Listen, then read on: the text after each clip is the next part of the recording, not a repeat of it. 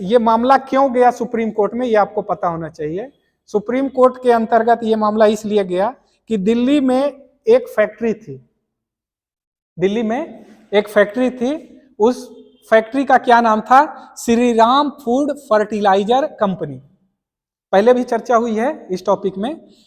Shri Ram food fertilizer company क्या करती थी, ओलियम गैस बनाती थी और ओलियम गैस का निर्माण करती थी। ओलियम गैस का जो है एक तरह का जहरीली गैस है और उस गैस का रिसाव होता था, जिसके कारण कॉलोनी वासियों को क्षति होती थी, नुकसान होता था। तो कॉलोनी वासियों ने क्या किया कि इस मामले में एक लेटर लिखा सुप्रीम कोर्ट को, ठीक है, और अन्य विधिक संस्थाओं को भी लिखा, ठीक है। इसमें 2-3 महत्वपूर्ण मामले हैं जिसको डिसाइड किया गया। इसमें तो सबसे बड़ा इशू था कि क्या ऐसा व्यक्ति, अंदर आ जाओ, क्या ऐसा व्यक्ति केस कर सकता है या उसकी सुनवाई हो सकती है जो उससे संबंधित ही नहीं है। यह मामला आता है लोकहितवाद का भी।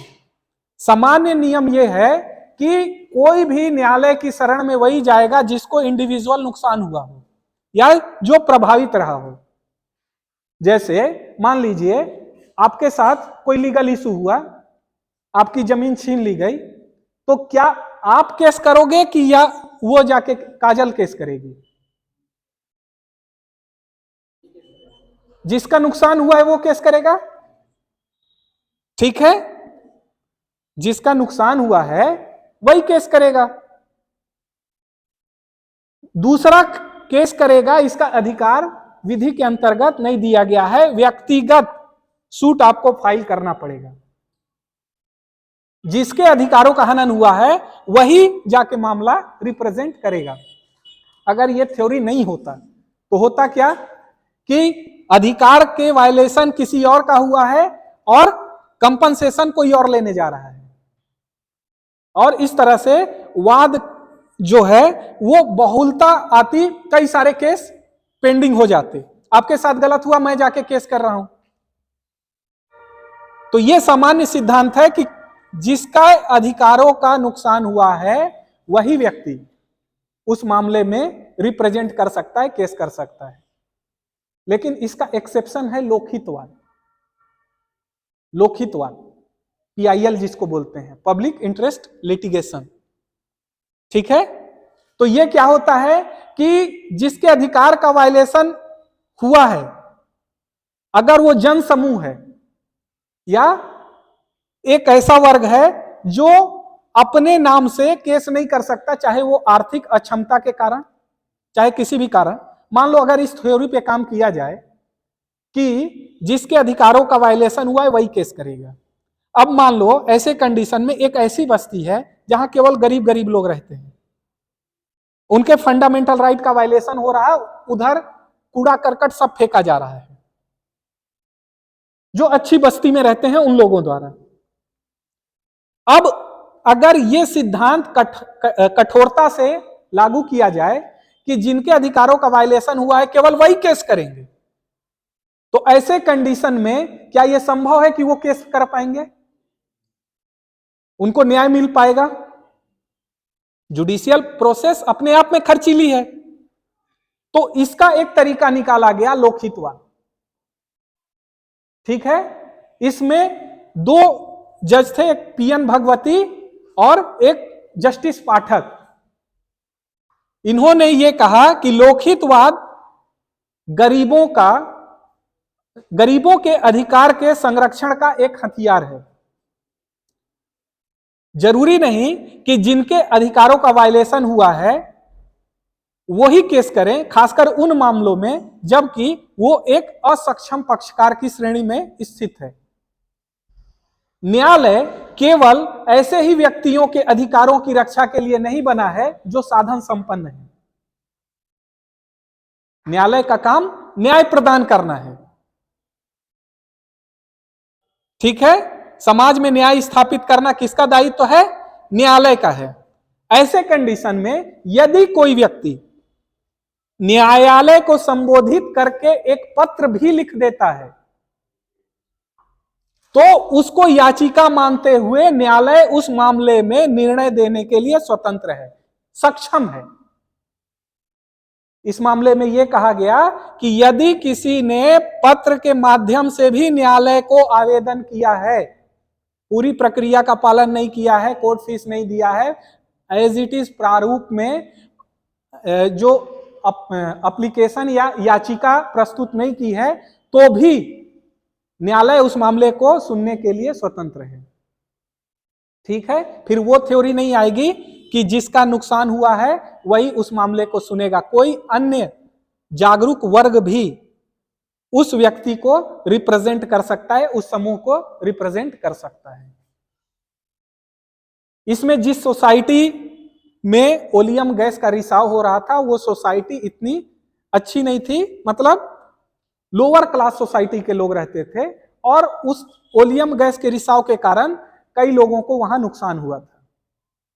ठीक है, यह मामला जब गया तो फिर सुप्रीम कोर्ट ने उस कारखाने को बंद करने का आदेश दिया था। ठीक है, यह है 1987 का मामला, AIR 1987 1087। ठीक है, सुप्रीम कोर्ट का यह रेफरेंस है। ठीक है, इसके बाद दूसरा केस आता है MC मेहता वर्सेस भारत संघ का ही। यह दूसरा केस है, दिल्ली में जो पेट्रोल और डीजल के वाहन चलाए जाते थे, वो बिना पर्यावरण सर्टिफिकेट के, कोई 25-25, 30-30 साल पुराने वाहन चला रहे हैं, तो जब कोई वाहन पुरानी हो जाती है तो उसकी पर्यावरण प्रदूषण करने की क्षमता बढ़ जाती है, या फिर जैसे जैसे टेक्नोलॉजी विकसित हो रही है, आप देखेंगे कि नई नई जो आधुनिक गाड़ियां आ रही हैं वो कम पर्यावरण प्रदूषित करती हैं। और जो पुराने गाड़ियां थे, जो आप 80 के पहले की गाड़ियां देखोगे, वो माइलेज भी कम देते थे और पर्यावरण भी ज्यादा प्रदूषित करते थे। दिल्ली में इन वाहनों को प्रतिबंधित करने के लिए यह केस लगाया गया। तो इस मामले में सुप्रीम कोर्ट ने यह कहा कि मोटर व्हीकल एक्ट 1989 का कठोरता से पालन किया जाए। कोई भी मोटर जो है वो इस मोटर व्हीकल एक्ट के अगेंस्ट में जाते हुए चलाया ना जाए। ठीक है, यह दूसरा मामला था MC मेहता वर्सेस भारत संघ का। तीसरा मामला था MC मेहता वर्सेस भारत संघ का। इसके अंतर्गत क्या हुआ कि दिल्ली के अंतर्गत कई सारे कारखाने स्थापित किए गए जो दिल्ली के टाउनशिप प्लान के अंतर्गत नहीं थे। दिल्ली का टाउनशिप प्लान एक अपना अधिनियम बना के एक टाउनशिप प्लान बनाया गया है, उसके अंतर्गत कॉलोनी का निर्माण किया गया और उस कॉलोनियों में ही छोटे छोटे कारखाने स्थापित कर दिए गए। अब कारखाने स्थापित किए गए हैं तो कई लोगों को रोजगार भी दिया गया होगा।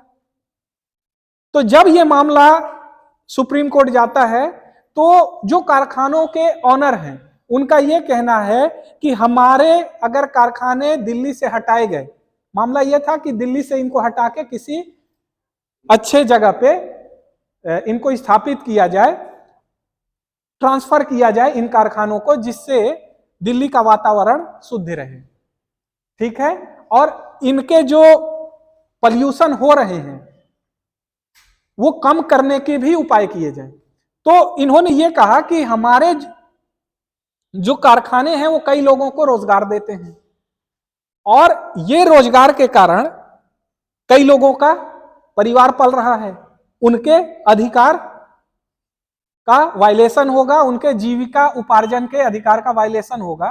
तो ऐसे कंडीशन में उन्होंने ये कहा कि हम कारखाने को बंद करने का निर्देश नहीं दे रहे हैं, हम ये कह रहे हैं कि आप निश्चित समयावधि के अंतर्गत आप इस कारखाने को एक निश्चित प्रक्रिया के अंतर्गत ट्रांसफर करें।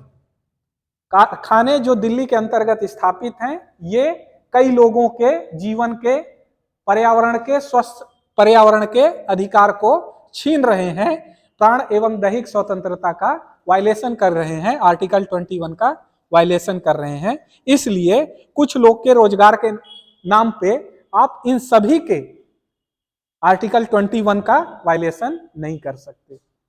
तीसरा मामला आता है, सॉरी चौथा मामला जो है आपका, ये कानपुर का मामला है, एमसी मेहता वर्सेस भारत संघ का।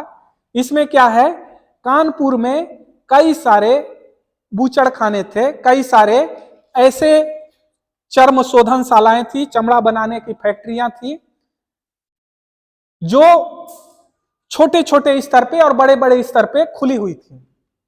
और चर्म शोधनशालाएं या जो चमड़ा बनाने के जो कारखाने होते हैं, वहां पानी को यूज किया जाता था और वही जो गंदा पानी है वो सीधे गंगा में बहा दिया जाता था।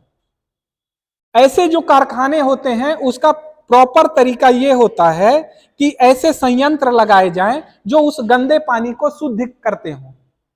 सभी कारखाने के, केवल वहां की बात नहीं कर रही है, जो बड़े बड़े कारखाने होते हैं उनके संबंध में एक व्यवस्था यही होती है कि जो आपके यहां से पॉल्यूटेड वाटर निकलेगा उसको आप शुद्ध करते हुए नदी में छोड़ेंगे। यहां क्या हो रहा था, जैसा पानी आ रहा था वैसा ही पानी गंगा नदी में छोड़ दिया जाता था, जिससे वो नदी प्रदूषित हो रही थी। ठीक है, तो ऐसे कंडीशन में क्या हुआ कि मामला एमसी मेहता ने सुप्रीम कोर्ट में लगाया और वहां पे यह कहा गया कि कानपुर के जजमाऊ स्थित जितने भी कारखाने हैं उनको तत्काल प्रभाव से वहां से या तो वो उपचार कर लें या तो बंद कर दें। इनका भी यही तर्क था कि हम कई लोगों को रोजगार देते हैं, हम कई लोगों को रोजगार देते हैं। तो यहां भी वही बात कही गई कि आप किसी को रोजगार के नाम पे असंख्य लोगों के पर्यावरण के अधिकार को नहीं छीन सकते, क्योंकि जो गंगा नदी है वो केवल कानपुर के जजमाऊ लोग उससे प्रभावित नहीं होते हैं, और वहां से निकल के पूरे जो कलकत्ता तक जाती है सब प्रभावित हो रहे हैं, असंख्य लोग उससे जुड़े हुए हैं। ऐसे कंडीशन में सुप्रीम कोर्ट ने कहा कि जजमाऊ स्थित जो भी शोधनशालाएं हैं उनको बंद किया जाए, जो ऐसा पर्यावरण प्रदूषण कर रहे हैं। ठीक है, यह भी गंगा नदी के पोल्यूशन से संबंधित था। अगला मामला भी गंगा प्रदूषण से ही संबंधित है, वो लेकिन स्पेसिफाई था, जो बूचड़खाने थे, जो चर्म शोधनशालाएं थी उससे संबंधित था। यह पूरे गंगा के प्रदूषण से संबंधित था। गंगा का प्रदूषण केवल चमड़े के कारखाने से नहीं हो रहा है, गंगा का प्रदूषण कई निगमों द्वारा जो आपके वेस्ट मटेरियल हैं वो गंगा में उड़ेल दिए जाते हैं। कई कारखानों द्वारा अपने जो अपशिष्ट हैं, जो वेस्ट मटेरियल हैं, वो भी आपके गंगा नदी में उड़ेले जाते थे। केवल एक पर्टिकुलर जगह की बात मैं नहीं कर रहा हूं, जहां से गंगा निकली है, पटना ओटना होते, कानपुर बनारस होते, सब जगह का यही हाल है। ठीक है, और क्या होता है, जो मलमूत्र हैं, लोअर जो तटवर्ती इलाके हैं वहां आप देखेंगे अधिकांश जगह पे बाथरूम की स्थापना है ही नहीं, टॉयलेट रूम बना ही नहीं है। मलमूत्र का जो व्ययन है, जो मलमूत्र को डिस्पोज करने की तरीका है, वो कई लोगों का ऐसा ही है कि गंगा के नदी के घाट पे मल त्याग करते हैं और वहीं अपने आप को फुर्सत पाते हैं। समझ रहे हो ना, कई लोग। तो उसके कारण भी गंगा प्रदूषित हो रही है, कारखानों के कारण गंगा प्रदूषित हो रही है। जो शव हैं वो शव भी गंगा में ऐसे प्रवाहित कर दिए जाते हैं जैसे कि मतलब इस गंगा के माध्यम से ही सीधे वो परलोक में चले जाएंगे। ठीक है, अरे मानव तो मानव, पशुओं तक के शव फेंक दिए जाते हैं। अभी काफी नियंत्रण है, अभी काफी साफ हुआ है, अभी बहुत साफ हुआ है, उस पर बहुत काम किया गया। तो उसके लिए दोनों जिम्मेदार हैं, न्यायपालिका भी,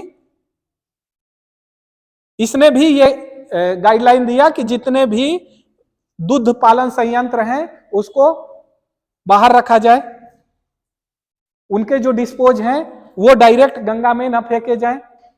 जो जो बड़े शहर हैं सभी नगर निगम को आदेशित किया, चाहे वो पटना का हो, चाहे बनारस का हो, चाहे कानपुर का हो, जहां का भी हो, सबको कहा कि जितनी भी फैक्ट्रियां लगेंगी उसको प्रॉपर लाइसेंस तभी दिया जाए जबकि वो अपने वेस्ट को प्रॉपर तरीके से डिस्पोज करते हुए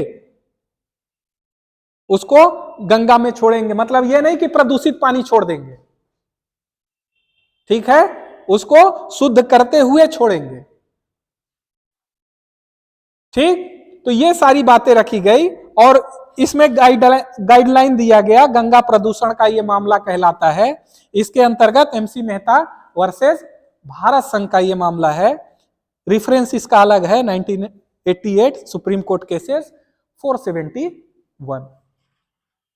ठीक है, इसके बाद 1997 का एक केस आता है AIR 1997 SC 734। इसको ताजमहल का मामला भी आप कह सकते हैं। एमसी मेहता वर्सेस भारत संघ का मामला है। इसको ताजमहल का भी केस कहते हैं। जो ताजमहल है, पिछली भी क्लास में चर्चा की हुई है इसमें कि ताजमहल क्या है, पूरी तरह से संगमरमर पे स्थित है, संगमरमर के पत्थर से बनी हुई है और उसकी एक खास चमक है नहीं थी। शुरुआत में जब बनी थी तो बहुत शानदार चमक थी। विश्व के आपके 7 अजूबों में सबसे महत्वपूर्ण अजूबा इसको माना जाता है।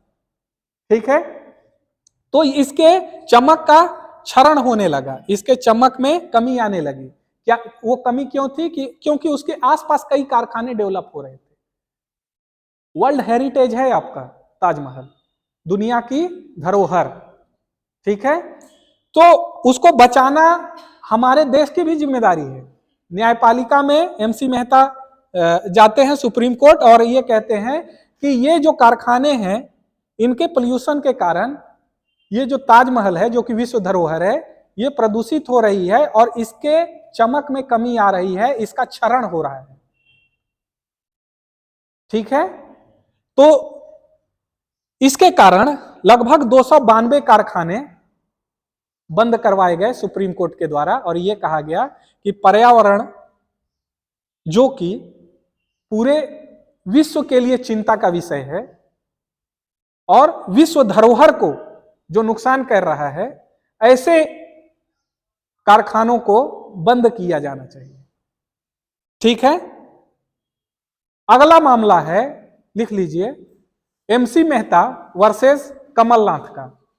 MC Mehta versus Kamal Nath. इस मामले में यह कहा गया कि पर्यावरण जो है वो मूलभूत अधिकार है। आर्टिकल 21 के अंतर्गत आपका मूलभूत अधिकार है और मृदा, जल और वायु, कौन कौन? मृदा, जल, वायु, यानी भूमि, जल और वायु को जो भी तत्व प्रदूषित करते हैं वो सीधे सीधे से पर्यावरण को प्रदूषित करते हैं और इनका प्रदूषण पर्यावरण का प्रदूषण है। ठीक है, और पर्यावरण का प्रदूषण मानव अधिकार के या संविधान के आर्टिकल 21 का वायलेशन करता है। ठीक है, तो ये सारे एमसी मेहता के महत्वपूर्ण केस थे। ठीक है, इसको अगर आपने लिखा है तो आप इसको बार बार रिवाइज करेंगे, बहुत इजी केस है, जितने बार देखेंगे बहुत अच्छे तरीके से आपको याद हो जाएगा। ठीक है।